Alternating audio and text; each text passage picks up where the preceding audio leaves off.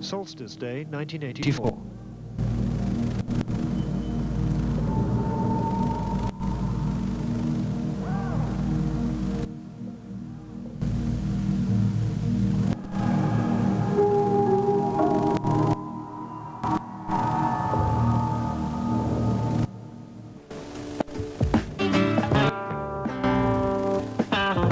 '84 saw the 11th Stonehenge Festival, and 30,000 people turned up.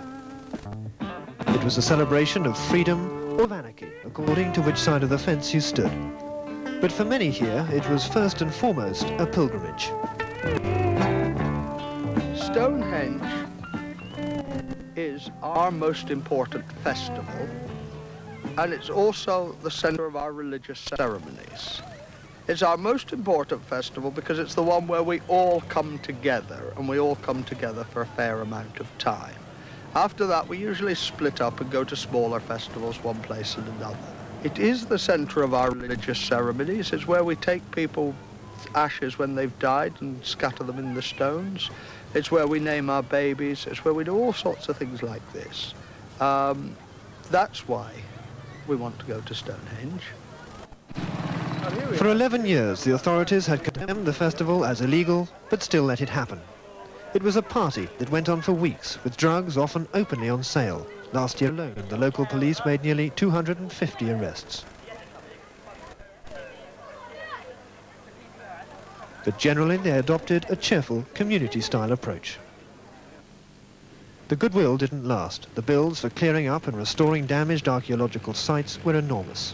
According to official estimates, the Free Festival had cost the taxpayer over £100,000. By this time, the authorities had had enough. English Heritage, who owned Stonehenge, the National Trust, who owned the land around it, and the County Council, who owned the highways and verges, joined forces to try to stamp out the festival once and for all. They took out a series of High Court injunctions, effectively forbidding 83 named individuals and their associates from coming within 4.5 miles of here. But the convoy reacted to that as they'd reacted to all previous legal moves. They ignored it. So this year, when the convoy rumbled towards Stonehenge for the 12th Free Festival, they faced rather more than a friendly local bobby.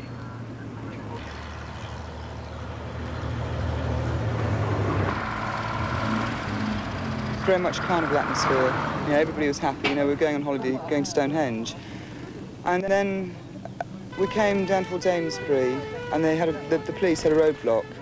So we were diverted to the left along Country Lane, and again they'd put a roadblock up. I was about 3/4 of the way along, but it seemed that simultaneously at the back and the front they were attacking vehicles, and it was totally unprovoked.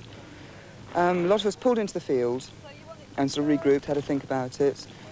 I, with 3 other people, went to try and talk to the ACC in order to come to some sort of compromise, and there was just no compromise whatsoever. You know, he actually said, you know, that we could either go off the field and be arrested, or they'd come onto the field and arrest us. Listen, your conduct has been likely to provoke a breach of the peace, and the breach of the peace is still continuing.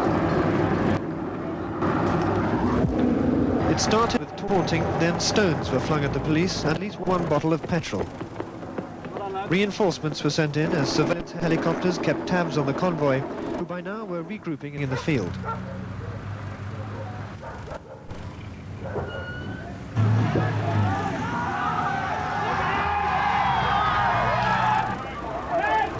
The skirmishing went on for about 4 hours. It was 7:10 when the police decided to move in. A horde of them just came rampaging across the field, and I saw them dragging people out of vehicles, truncheoning in them, just like totally out of control. So we, in the coach, we thought, well, we'll join everyone else charging across the field, trying to get away from this lot, which we did, but there was no way out at the other end. The police officers were deployed into the field. Immediately, coaches were driven at them by members of the so-called peace convoy. They drove towards the police officers, many of whom had to jump for their lives. Nevertheless, we attempted then to stop the vehicles, and it is at that point that we started arresting the persons in there.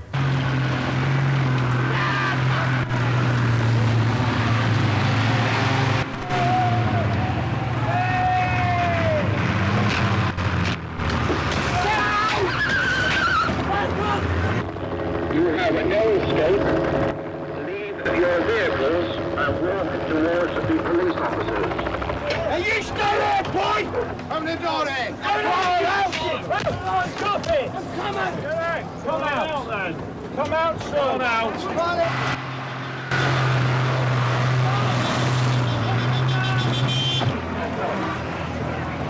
As the windscreen was caving in, I was still in the driver's seat. A spike came through the driver's window, you know, and that was really quite horrific, because if I'd been forward instead of going back as the windscreen came in, it had just gone straight through my skull. And apparently, we discovered afterwards, these were being used to break windscreens, you know, as being easier than using batons. But I was, you know, just shouting at them, stop, stop, and they just didn't.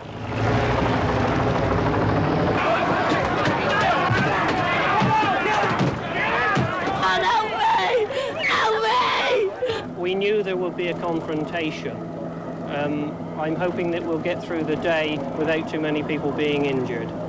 Either policemen or peace convoy, or the people in the field. Has the operation gone as you expected? Yes, I think so. I totally regret the violence that is going on, but that violence was not picked by the local police. That was picked by these people who chose a fight. And they've come from all over the country, and it's been going on for 10 years, and the line has to be drawn. I believe that there is a connection between the sort of mentality that does this and that does what it did in Brussels and does elsewhere. And it's got to be grasped, and it's got to be grasped firmly, and that's why it's right that the police have had to do this. The battle ended with mass arrests, confusion and conflicting stories. One of the few outsiders to see what happened was the Earl of Cardigan, a prominent local Conservative. There were two things that really horrified me, and I'm on sleeping pills to this day. One was the women, several of whom were pregnant, being, shall we say, arrested, although that's not perhaps the best verb to describe what was happening to them, and that upset me. The worst, though, was a picture of there's a woman screaming. She knew she was about to be arrested and her bus seized, and she screamed at the police that she had a baby with her. Very, very shortly thereafter, she and her baby were covered in broken flying glass, and that was the most appalling thing I think I've ever seen.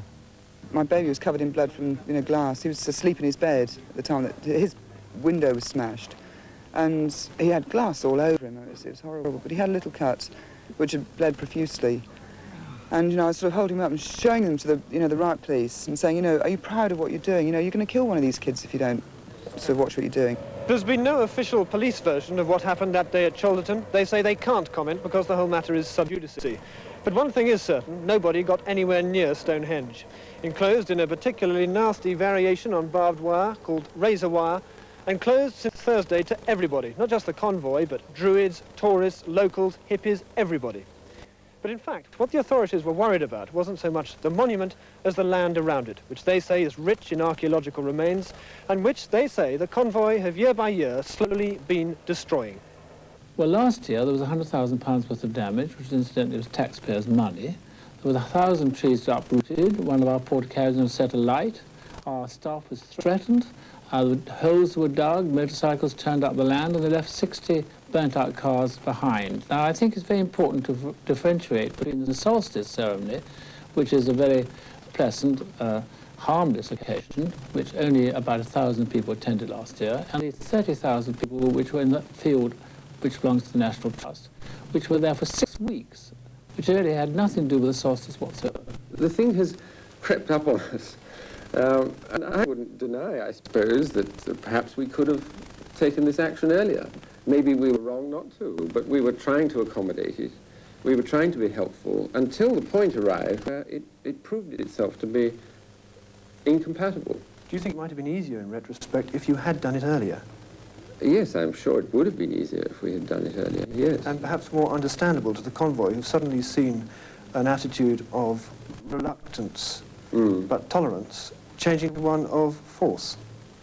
Well, I won't accept that the National Trust is using force. I'm sorry, but we're not using force. We have taken a perfectly rational decision, which was taken by our council after a great deal of thought. But the police are using force to enforce your decision. The methods of the police are not my business.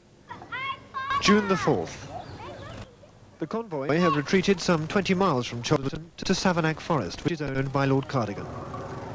But this is a temporary camp. They're still intent on reaching Stonehenge, and by now the police tactics in stopping them are being questioned at Westminster.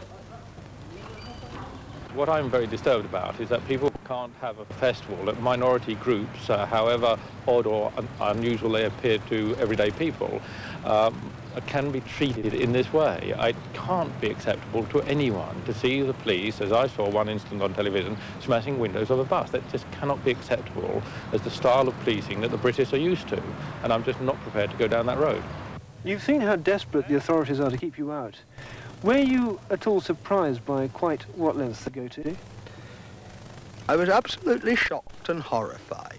You see, I've done the negotiations on this for the past 8 or more years. I've negotiated very successfully with the DOE. The DOE used to know how to handle things. I've always considered that we had a reasonable relationship with the Wiltshire Police, more reasonable than in a lot of places. The old tenant farmer who retired a couple of years ago, very dear and personal friend of mine, we'd built up very strong relationships with a lot of people here in Wiltshire. But was the convoy's sense of harmony with the outside world real or imagined? Certainly it didn't extend to English heritage. We have so far contained the peace convoy, which I think are, to everybody's opinion, a very undesirable lot of people have it on anybody's land.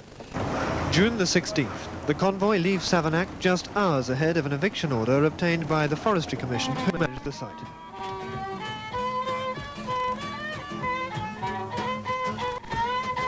They're back on the road and spirits revive. What's more, they have a plan. The aim now is to set up camp above the White Horse of Westbury, another site run by English heritage. Westbury is 30 miles from Stonehenge by road, but only 18 across the fields, and across the fields is how many of them plan to go. As they pass through the villages of Wiltshire, the convoy leave behind a growing reputation for petty theft. A filling station reports stolen petrol. A pub bans all hippies after drink and horse brasses go missing. A supermarket, frightened about shoplifting, closes for the day. But the campers, settling in at Westbury, are happy. It may not be Stonehenge, but it's a good spot, and for the moment at least, they've outsmarted the authorities. Well, we found the other site, it's here. English heritage seemed to have missed one, but that's all right, we found it, so no problems. There's talk now of holding the festival right here at Westbury, a prospect that horrifies the authorities because this is another site of archaeological importance. So the scene looks set for more expensive legal wrangling to evict them, as many had predicted. The chairman of a Home Office-funded festival welfare group even says he warned the National Trust that exactly this would happen. We went straight to them and said it's not going to work. You can't tolerate the thing for 12 years and then say thou shalt not and assume that people will simply go away. Did they listen to you? They listened, they were quite keen to talk, but they didn't seem to react in any way to what we were saying to them. I don't think they took it into account. I think if they'd foreseen what happened, they wouldn't have taken the decision that they did. It was decided, after very careful deliberation, that no alternative site close to Stonehenge, which was what was being asked for, could be provided. In all those 1,400 acres, not one site big enough to keep this convoy in? Are you talking about National Trust land? Indeed, yeah. No, and I think it's thoroughly unreasonable, frankly, to expect the National Trust to provide a site, given what happened.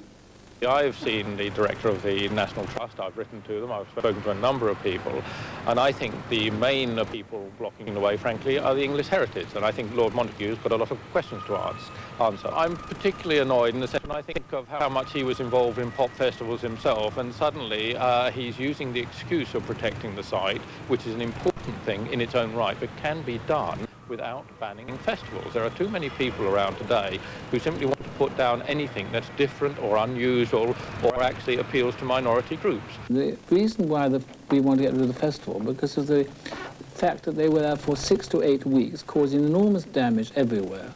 It also had a very bad effect on tourists coming to see Stonehenge, and people come from all over the world. And I don't think they want to come and see burnt-out cars and drugged-up hippies. While the debate went on about the wisdom of sealing off Stonehenge, questions were also being asked about the arrests at Cholderton. More than 500 convoy members were arrested on June the 1st. Most were charged with unlawful assembly. There were so many that special courts had to be set up, one of them at Salisbury police station. Yet none of those arrested had actually broken the terms of their injunction. That set up an exclusion zone around Stonehenge of 4.5 miles. And the distance from Cholderton to Stonehenge is 7 miles. So were the police justified in stopping the convoy? Enforcing an injunction isn't the job of the police.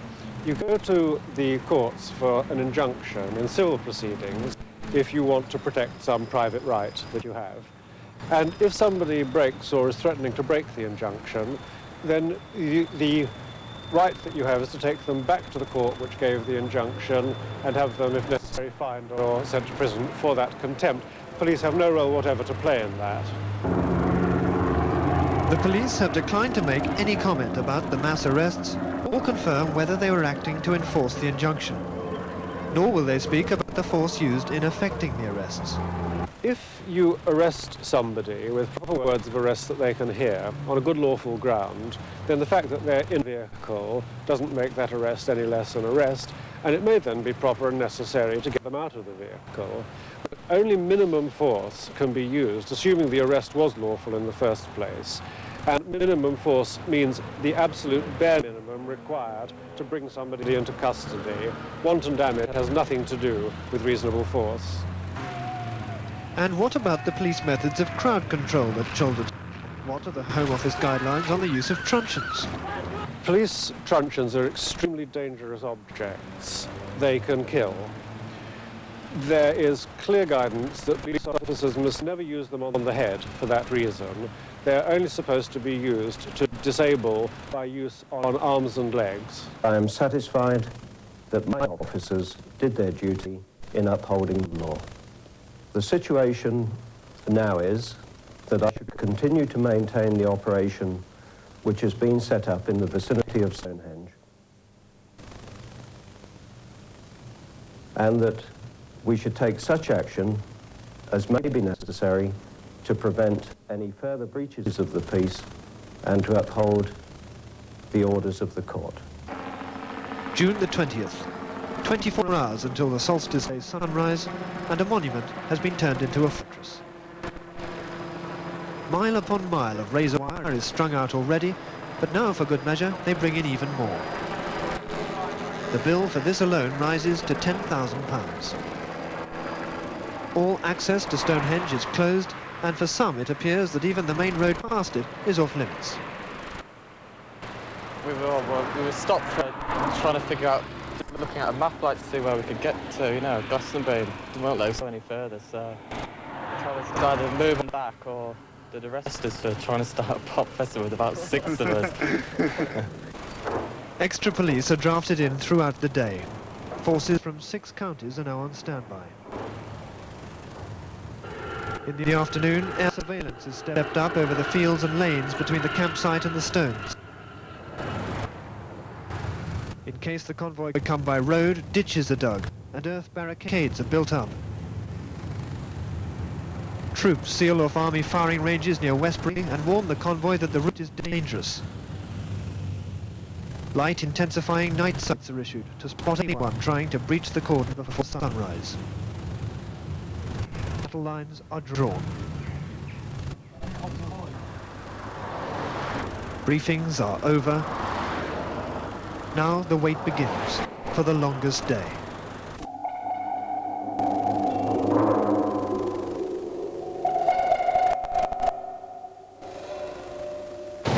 But the rain changes everything. The wettest June in 14 years turns the Westbury camp into a swamp, and the convoy decide at the last minute to stay put.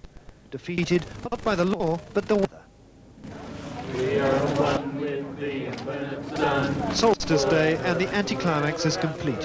On a miserable dawn, a bedraggled group of Londoners called Pagans for Peace pay homage to the infinite sun. Because they'd walked all the way to Wiltshire, the police took pity and let them within sight of Stonehenge.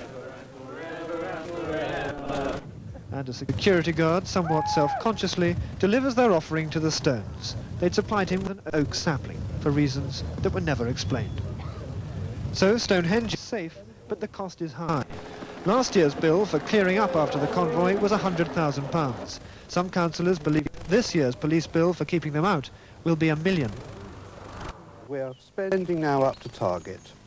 Now, if we have to pay this bill, as we will obviously, of £1 million, not only will we have to get the money back from other spending committees like social services, education, etc., but then we will pass over what is called the government target, and then we'll be penalised. And for that, we will probably have to pay the government about maybe £1.75 million as a penalty. And I think this is really a double jeopardy on the ratepayer. So the authorities have run up a bill that, with overspending penalties on the council, could rise dramatically. And the people who'll pay are the residents of Wiltshire. Yes, it's going to come on our rates too to pay it.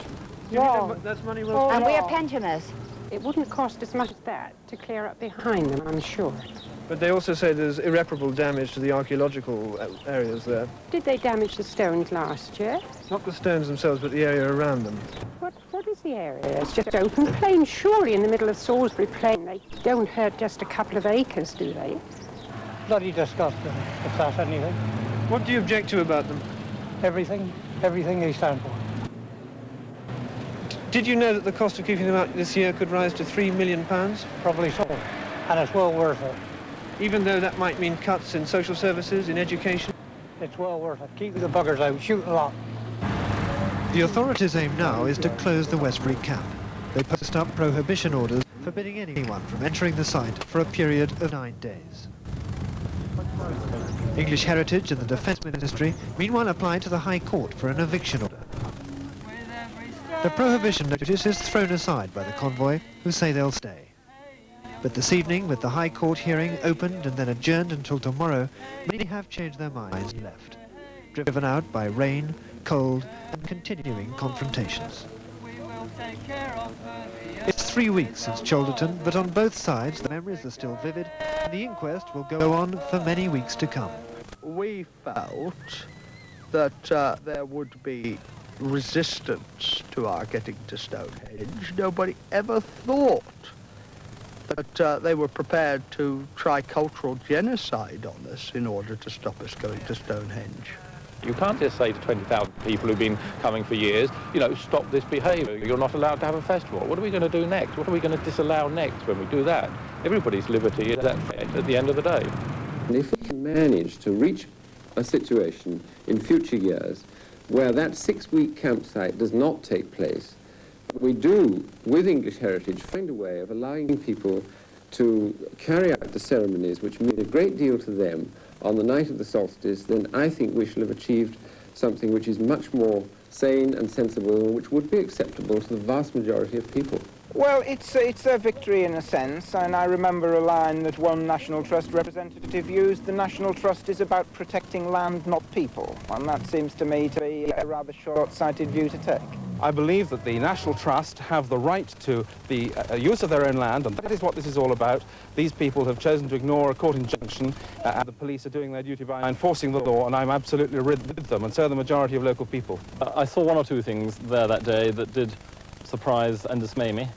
Next time people tell me they've seen similar things, in the past I would have scoffed at such stories. I shan't scoff again.